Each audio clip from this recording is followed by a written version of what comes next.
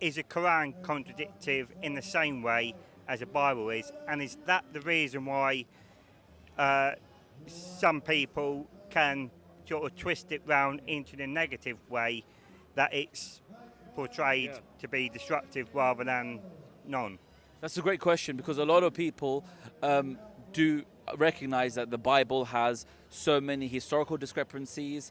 You know, there's been the councils to decide what's in the Bible, what's not in the Bible, and there's lots of contradictions within the Bible. You don't even know who the real authors are. However, Islam makes a claim, the Quran makes a claim.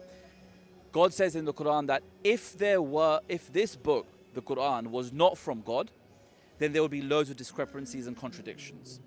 And that's the challenge which we give to all people that find any contradictions in the Holy Quran. We say that the Quran is perfect for all times, until we exist on this earth. The Quran doesn't have any contradictions, and it's a challenge of the Quran that if this book, the Quran, was not from God, then there would be contradictions. So we challenge everyone that show me contradictions in the Holy Quran, and then we can speak about that, right? But the Bible and all other religious books, right, with humility, they are known to have contradictions. The sources are unknown, and it's not divinely revealed scripture. The Quran is the only book which claims that every word, every dot is from God, right? It's from God, it's from Allah, and it will not change until eternity. That's our Muslim belief. Okay, so why is there some people that actually turn it round and use that in the name to go and kill loads of people? So look, humans can use anything to go and kill loads of people. And the Muslims, a very, very tiny percentage of Muslims who do use verses from the Quran out of context. Firstly, it's out of context. And secondly, it's usually for geopolitical reasons, right? And it is for religious reasons as well. I'm not saying that it's not. So they've been taught the false reading of the Quran.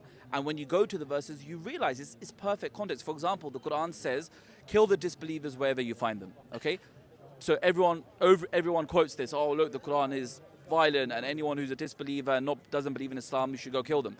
But when you read the context, it's not talking about everyone who doesn't disbelieve, right? It's not talking about Joe and everyone else. It's talking about the specific people who were actually persecuting and killing the Muslims and fighting them and waging war against them. For 13 years, the Prophet didn't retaliate physically. Then after 13 years, Allah commanded the Prophet that go and fight the disbelievers, these specific disbelievers who are killing Muslims. And if you don't go and defend yourself physically, right, then you get it. Yeah. You're going to get wiped out.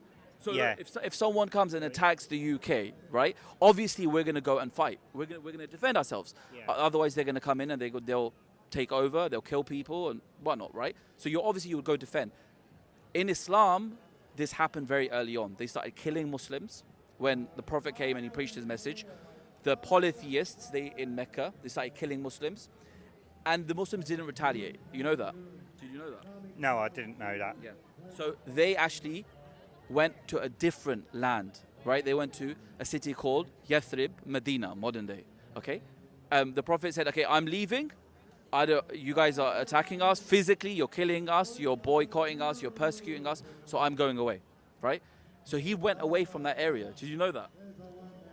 No. You didn't know that either? Yeah. Right? No, yeah. After those people in Mecca, they chased him then.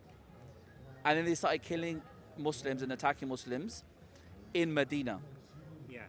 And that's where then after 13 years of persecution, Allah revealed to the Prophet that you can now defend physically with your sword. You can go and you can fight against these people who are persecuting you. So do you get that? That's why... Yeah. So these verses are there. There's a historical context behind these verses, right? It's only if someone in Islam, you could only fight, right, if someone is attacking your religion and stopping you from practicing Islam, okay? Yeah. And even if you do that, you have to first migrate away. So you have to say, okay, I'm leaving, I'm going, right? And then if they're chasing you, then at a last resort, you're allowed to defend. But right now, we don't have that condition. No one's attacking Muslims because of their religion, right? And therefore, a lot of these terrorists who like 9/11 and whatnot, whoever did that, a lot of these terrorists, they actually, when you read their manifesto, it's actually like you said before, that it's a mental illness that that person had, or it's geopolitical reasons. Yeah, political, right? Yeah. Do you get that? Do you get? It's Yeah. a good question. Yes. Yeah. So it's against. Yes. Yeah. You can cherry pick anything, right? So they're cherry picking those verses for their own agendas, right? Yeah. Whereas when you read the context, it's nothing like that. Yeah. Yeah. That's interesting. Yeah.